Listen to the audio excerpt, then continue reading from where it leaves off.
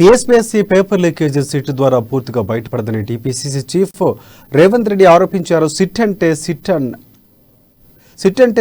And stand మాత్రమేనని ఎద్దేవా చేశారు. గతంలో సిట్ వేసిన కేసులను ఎక్కడికి పోయని రేవంత్ రెడ్డి ప్రశ్నించారు.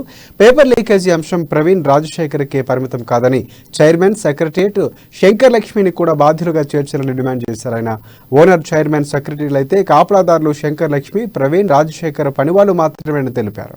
టీఎస్పీఎస్సీలోని సిస్టమ్ల బాధ్యత ఐటీ శాఖ పరిధిలోకి అంటూ కూడా రేవంత్ రెడ్డి స్పష్టం చేశారు. ఐటీ అంతా మంత్రి కేటీఆర్ చేతిలోనే ఉంటుందని, పేపర్ లీకేజ్ కేసును పని వాళ్లతోనే క్లోజ్ చేసే కుట్ర చేస్తున్నారని రేవంత్ రెడ్డి ఆరోపించారు.